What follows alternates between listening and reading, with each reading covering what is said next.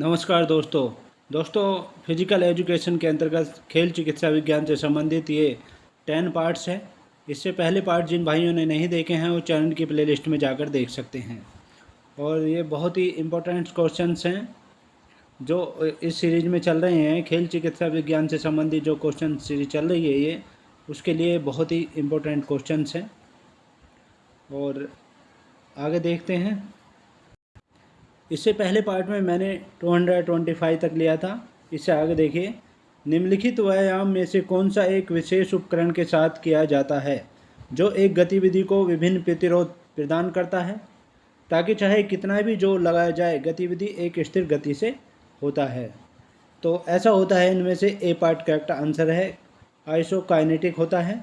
और ये आइसोकाइनेटिक जो व्यायाम होते हैं ये प्राय जल क्रीड़ा में किए जाते हैं, यानी जो पानी से संबंधित क्रीड़ाएँ होती है, खेल होते हैं, उनमें ये किए जाते हैं।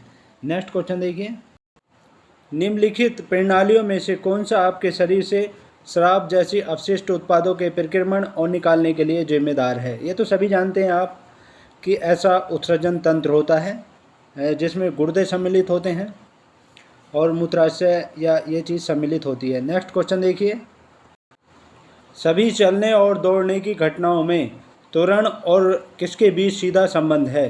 तो सभी चलने और दौड़ने की जो घटनाएं होती है उनमें त्वरण और शरीर के कोण के बीच सीधा संबंध होता है। और चलने और दौड़ने में ज़मीन पर एडी का सपोर्टिंग फेज और नॉन सपोर्टिंग फेज जो है काम करता है। नेक्स्ट क्वेश्चन देखिए, आइसोटोनिक व्यायाम का संबंध है। तो आइसोटोनिक व्यायाम का जो संबंध होता है इनमें से शक्ति से होता है। और आइसोटोनिक व्यायाम वे होते हैं जिनमें मांसपेशियों द्वारा क्रिया की जाती है।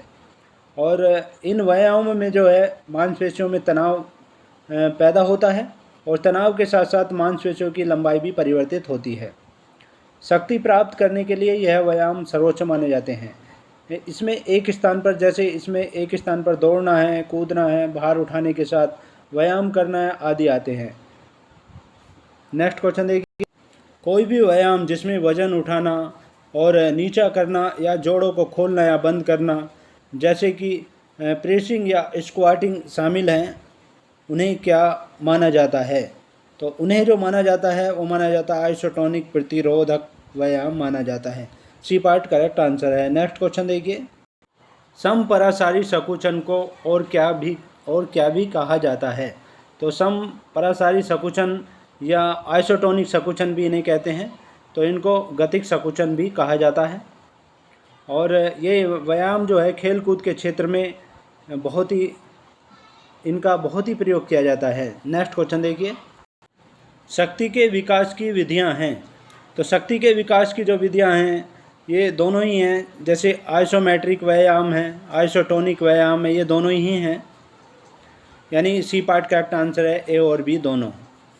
और आपको बता दें कि आइसोमेट्रिक व्यायाम में क्या होता है कि इसमें जो है मांसपेशियों द्वारा क्रिया करने पर भी प्रत्यक्ष रूप से कोई गति दिखाई नहीं पड़ती है। अर्थात इस प्रकार के व्यायाम में मांसपेशियों द्वारा कार्य तो किया जाता है परंतु कार्य होता हुआ दिखाई नहीं पड़ता है। लेकिन आइसोटोनिक व्यायाम में क्या होता है कि मांसपेशियों द्वारा की गई जो क्रिया है वो स्पष्ट रूप से दिखाई देती है। तो शक्ति के विकास की ये दोनों ही विधियां हैं। नेक्स्ट क्वेश्चन देखिए, यदि कोई मांसपेशी संकुचित हो परंतु उसमें कोई गति न हो तो यह संकुचन विधि क्या कहलाती है। तो क्वेश्चन को इस तरह भी पूछा जा सकता है, जैसा कि मैंने पिछले क्वेश्चन में बताया था, ये आइसोमेट्रिक कहलाती है। ए पार्ट करेक्ट आंसर है। नेक्स्ट क्वेश्चन देखिए, एक पेशी संकुचित यानी सिकुड़ती तो है लेकिन कोई संचलन गति नहीं होती, इस स्थिति को किस रूप में जाना जाता है। तो क्वेश्चन को इस तरह भी पूछा जा सकता है और वो जाना जाता है समदूरिक आइसोमेट्रिक को ही कहा जाता है। तो ए पार्ट करेक्ट आंसर है। इसमें क्या होता है, मांसपेशी सिकुड़ती तो है लेकिन इसमें कोई गति दिखाई नहीं देती है, कार्य तो होता है लेकिन गति दिखाई नहीं देती है। नेक्स्ट क्वेश्चन देखिए, दीवार को धक्का मारना एक उदाहरण है। तो दीवार को धक्का मारने पर वो पेशी तो संकुचित होती है मांसपेशी, लेकिन उसमें गति नहीं होती दीवार में, तो वो क्या है, आइसोमेट्रिक ही होता है वो। ए पार्ट करेक्ट आंसर है। नेक्स्ट क्वेश्चन देखिए, अच्छे स्वास्थ्य के लिए कौन से प्रकार की एक्सरसाइज की आवश्यकता होती है? तो अच्छे स्वास्थ्य के लिए जो आवश्यकता होती है वो होती है लगातार व्यायाम, जिसे नियमित व्यायाम भी कहा जाता है। और इसके द्वारा जो है हमारा शरीर जो है भौतिक स्वरूप से सुडौल और आकर्षक बनता है। और डेली व्यायाम करने से क्या होता है कि नियमित व्यायाम करने से क्या होता है कि उच्च जो रक्तचाप है वो कम होता है, मधुमेह जैसी बीमारियां भी उनके होने की संभावना कम होती है और स्वास्थ्य जो है अच्छा होता है। नेक्स्ट क्वेश्चन देखिए, योग का पितामह किसे जाना जाता है? तो आजकल जो ये योग चल रहा है वो किसकी देन है? वो हैं और उन्हें पितामह माना जाता है योग का, तो वो देन है महर्षि पतंजलि की। डी पार्ट करेक्ट आंसर है। और आपको बता दें कि इनका जन्म जो है गोनिया में हुआ था, पर ये कांची में नागकूप पर बस गए थे। और ये जो व्याकरण के आचार्य थे पाणिनि, उनके शिष्य थे ये। और भारतीय साहित्य में पतंजलि के लिखे 3 मुख्य ग्रंथ मिलते हैं। एक तो पहला है योग सूत्र, दूसरा है अष्टाध्यायी पर भाष्य जिसे महाभाष्य नाम दिया गया है, और तीसरा है आयुर्वेद पर ग्रंथ है। पतंजलि ने पाणिनि की अष्टाध्यायी पर अपनी टीका लिखी है जिसे महाभाष्य नाम दिया गया है। नेक्स्ट क्वेश्चन देखिए, अहिंसा एक भाग है, तो अहिंसा जो है इनमें से यम का एक भाग है। ए पार्ट करेक्ट आंसर है। और आपको बता दें कि यम नियम आसन प्राणायाम प्रत्याहार धारणा ध्यान तथा समाधि योग के ये 8 अंग हैं। और इनमें से यम के अंतर्गत जो है 5 व्रत आते हैं, जिसमें अहिंसा है, सत्य है, अस्तेय है, ब्रह्मचर्य है, अपरिग्रह शामिल है। तो ये अहिंसा जो है यम के अंतर्गत ही आता है। नेक्स्ट क्वेश्चन देखिए, निम्नलिखित में से कौन यम के अंतर्गत है? तो यम के अंतर्गत जो है इनमें से अपरिग्रह है। और महर्षि पतंजलि ने जो हमें बताया है कि यम 5 होते हैं, उन्होंने 5 यम बताए हैं। उनमें से क्या है, पहला अहिंसा होता है। अहिंसा में क्या होता है कि किसी व्यक्ति को या जीव को किसी को हानि नहीं पहुंचानी चाहिए किसी प्रकार की, उससे दूर रहना चाहिए। दूसरा होता है सत्य तो आप जानते ही हैं, सच्चाई पर रहना चाहिए, ये भी एक यम का महत्वपूर्ण अंग है। तीसरा होता है अस्तेय का अर्थ होता है चोरी न करना होता है। और चौथा होता है ब्रह्मचर्य, ऐसा आहार न लेना जो यौन इच्छा को उत्तेजित करता हो, ब्रह्मचर्य का पालन करना है। अपरिग्रह क्या है? अपरिग्रह का अर्थ होता है कि धन व संपत्ति को अपने स्वार्थ के लिए इकट्ठा न करना, अर्थात कम आवश्यकताओं के साथ जीवन व्यतीत करना होता है। और ये बाकी जो हैं ये नियम है ये। नेक्स्ट क्वेश्चन देखिए, अष्टांग योग के प्रथम 4 रूप का सही क्रम है। तो अष्टांग योग के प्रथम 4 रूप का जो सही क्रम है वो है यम नियम आसन प्राणायाम। और जो महर्षि पतंजलि हुए हैं उन्होंने अपनी पुस्तक है, उनकी लिखी हुई पुस्तक एक योग सूत्र के माध्यम से जो है आध्यात्मिक उन्नति के लिए, उच्च आध्यात्मिक उन्नति के लिए राजयोग को 8 भागों में बांटा है, जिन्हें अष्टांग योग कहा जाता है।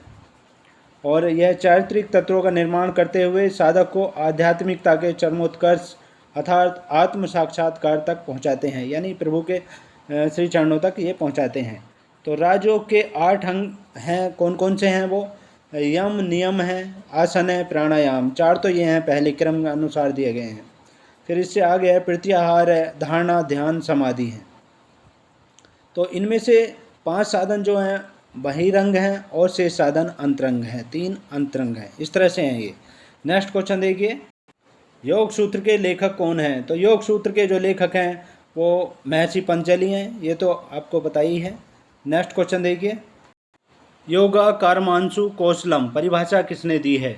योगा कर्मांशु कौशलम जो परिभाषा मिली है हमें भगवत गीता से मिली है, भगवान श्री कृष्ण ने दी थी ये उपदेश दिया था। और ये उपदेश 50वें श्लोक में दिया गया है, भगवत गीता के 50वें श्लोक में ये दिया गया है। और इसका अर्थ होता है समबुद्धि युक्त पुरुष, यानी जो अच्छे विचार वाले पुरुष होते हैं वो पुण्य और पाप दोनों को इस श्लोक में ही त्याग देते हैं, अर्थात उनसे मुक्त हो जाते हैं।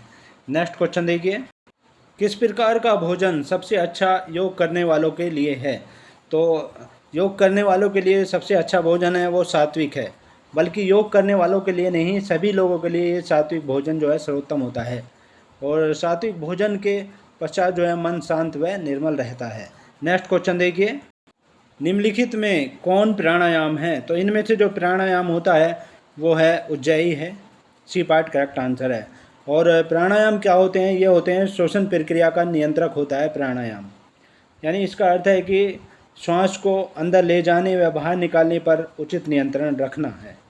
मूल रूप से जो है प्राणायाम के 3 घटक होते हैं, जो पूरक जिसमें सांस को अंदर लेते हैं, कुंभक जिसमें सांस को भीतर रोकते हैं, और रेचक जिसमें सांस को बाहर निकालते हैं। ये होते हैं तीनों। और प्राणायाम के विभिन्न प्रकार होते हैं, जैसे उज्जाई है ये सी पार्ट है, और सूर्य भेदी है, शीतकारी है, शीतली है, भस्त्रिका है, भ्रामरी है, मूर्छा है और पिलाविनी है। और ये कपालभाति है, अनुलोम विलोम भी प्राणायाम होते हैं। और इनमें क्या होता है कि यह उपापचय क्रियाओं में सहायता करते हैं तथा हृदय व फेफड़ों की क्रियाओं में वृद्धि करते हैं, और ये जीवन को दीर्घायु भी बनाते हैं। नेक्स्ट क्वेश्चन देखिए, निम्न में से कौन प्राणायाम नहीं है? तो निम्न में से प्राणायाम जो नहीं है इनमें से देखिए, उज्जाई तो प्राणायाम है, सूर्य भेदन है, शीतली है जैसा मैंने अभी बताया था आपको पिछले क्वेश्चन में, और नौली तथा कुंजल जो है ये प्राणायाम नहीं है। तो करेक्ट आंसर इसका डी पार्ट है। नेक्स्ट क्वेश्चन देखिए, शीतकारी क्या है? तो शीतकारी क्या होता है? प्राणायाम ही होता है, जैसा अभी पीछे बताया था मैंने, शीतकारी प्राणायाम ही है। प्राणायाम का यह एक प्रकार है, और इसके अभ्यास से क्या होता है कि शरीर को शीतलता का अनुभव होता है। नेक्स्ट क्वेश्चन देखिए, निम्नलिखित में कौन क्रिया के अंतर्गत नहीं है? तो इनमें से जो क्रिया के अंतर्गत नहीं है वो इनमें से है नाड़ी शुद्धि नहीं है, सी पार्ट करेक्ट आंसर है। और कपालभाति, नेति और त्राटक ये क्रियाओं के अंतर्गत आती हैं। क्रियाएं क्या होती हैं? आसनों तथा प्राणायाम के अतिरिक्त शरीर के विभिन्न अंगों के शुद्धिकरण के लिए, यानी आसन और प्राणायाम के अतिरिक्त जो है हमारे जो शरीर के अंग हैं उनके शुद्धिकरण के लिए योग पद्धति में कुछ और क्रियाओं का उपयोग बताया गया है। इन्हें ही षट क्रियाएं या षट कर्म भी कहते हैं। और इनमें से ये कौन कौन सी हैं? एक तो है नेति है, दूसरा है धोती है, तीसरा है बस्ती है, चौथा है त्राटक है, और पांचवा है न्योली है, और छठा है कपालभाति। तो ये 6 हैं, इसलिए इन्हें षट कर्म भी कहा जाता है। नेक्स्ट क्वेश्चन देखिए, शुद्धिकरण क्रियाएं हैं। तो जैसा मैंने अभी बताया था आपको कि शुद्धिकरण क्रियाएं होती हैं, ये षट कर्म होती हैं। ए पार्ट करेक्ट आंसर है। नेक्स्ट क्वेश्चन देखिए, निम्न में से कौन सा लक्षण हठयोग से संबंधित नहीं है? तो इनमें से जो हठयोग के से संबंधित नहीं है वो है शुद्धि क्रिया है। शुद्धि क्रियाएं इससे अलग होती हैं। और मस्तिष्क संतुलन, प्राणायाम और आसन ये जो होते हैं ये हठयोग के अंतर्गत ही आते हैं। और हठयोग क्या होते हैं? शारीरिक व मानसिक विकास के लिए विश्व की प्राचीनतम प्रणालियों में से एक है ये हठयोग। शारीरिक और मानसिक विकास के लिए विश्व की प्राचीनतम प्रणालियों में से एक है। नेक्स्ट क्वेश्चन देखिए, एक विकृति दूसरी विकृति के विकास का कारण होती है, अतः नोक नीच जो है घुटने जुड़ने का कारण होता है। नोक नीच क्या होता है? जब घुटने चलते हैं तो हमारे घुटने जुड़ते हैं, तो उसको नोक नीच कहा जाता है। तो उसका कारण क्या है? उसका कारण है कि फ्लैट फुट या चपटा तलवा, यानी हमारे पैरों का जो तलवा है वो चपटा होता है, तो ये घुटने आपस में मुड़कर चलते हैं। नेक्स्ट क्वेश्चन देखिए, तो ये थे बहुत ही महत्वपूर्ण क्वेश्चंस। नेक्स्ट पार्ट में आपसे फिर मुलाकात होगी, तब तक के लिए जय हिंद, जय भारत। Thanks so much.